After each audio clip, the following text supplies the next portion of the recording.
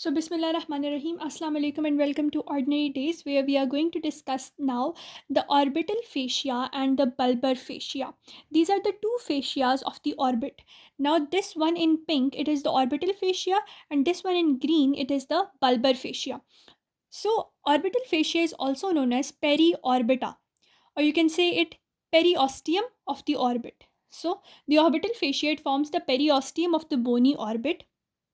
It is loosely attached. So this orbital fascia, this pink fascia, it is loosely attached and it can be easily stripped away.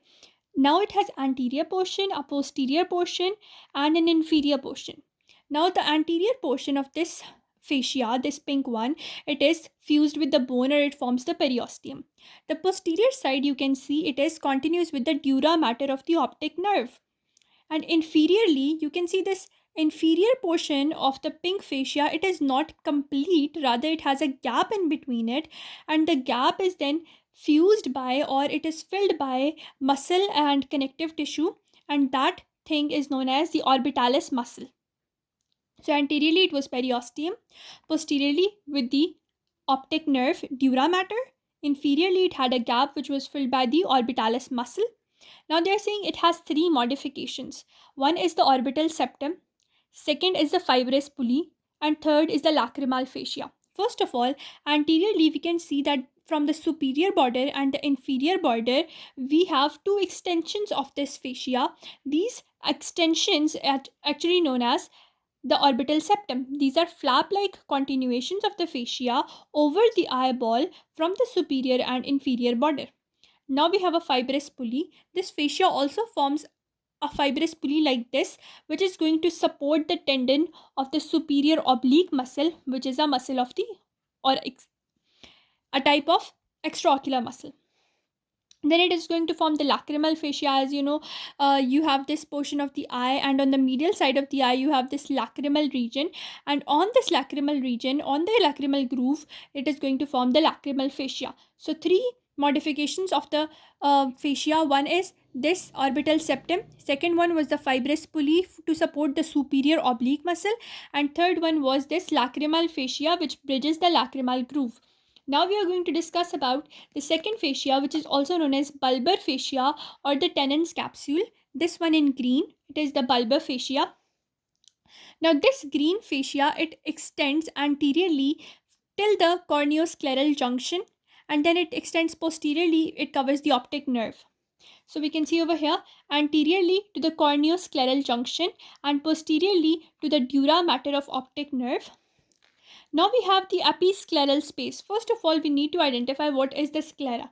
So this whole region of the eyeball, this is known as the sclera. This region is known as the cornea, and the junction between them is known as the corneoscleral junction, which forms the anterior margin of the Tennant's capsule.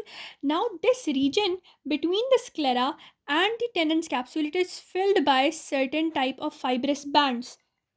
So the episcleral space, this space between the sclera and the Tennant's capsule, it is filled by delicate fibrous bands. Also about this capsule, this Tennant's capsule is thin and loose membranous sheath around the eyeball. Now this sheath, it is pierced by two things. The mnemonic for the piercing is MV. M is for muscles, which are extraocular muscles, and V is for vessels, which are the ciliary vessels. Now the orbital fascia had its continuations, so expansions of the bulbar fascia are also present. Let us discuss about its expansions. First of all, it is going to give off tubular sheath for the orbital muscles. For like we have four pair of muscles, that are the medial rectus, the lateral rectus, the superior rectus, and inferior rectus. So it gives off tubular sheath for all the orbital muscles. Then it gives off two types of ligaments. Let me show you the ligaments. One is this medial check ligament and other is this lateral check ligament. Both of these ligaments, they are strong triangular ligaments. So this medial check one, it is going to go from the medial rectus, the muscle which is medial rectus, to the lacrimal bone. So this is the lacrimal bone. Let me do it a little bit more.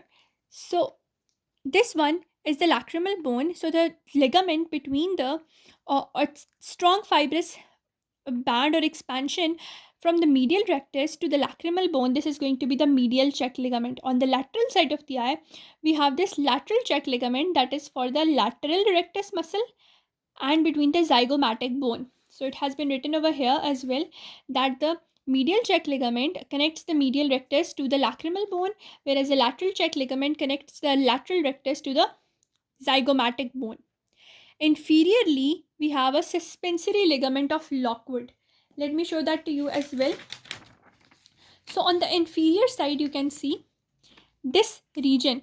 It is the suspensory ligament of Lockwood, which is supporting the inferior muscles, which are inferior rectus and inferior oblique.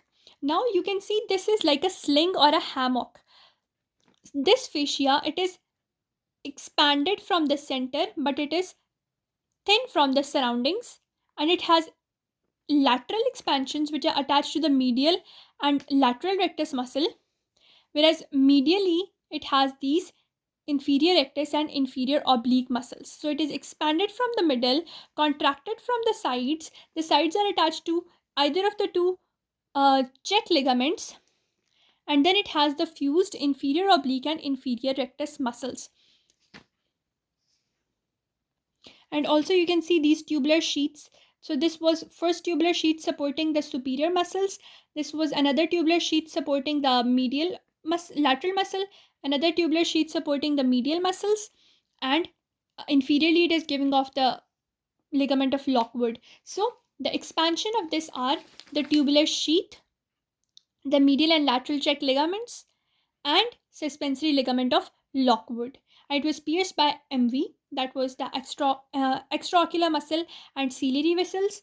And modification of the orbital fascia, as we know, it had three modifications: the orbital septum, the fibrous pulley, and the lacrimal fascia. I hope you understood each and everything about the bulbar fascia and the orbital fascia. In the next video, we will talk about the extraocular muscles, their nerve supply, and their actions. Inshallah.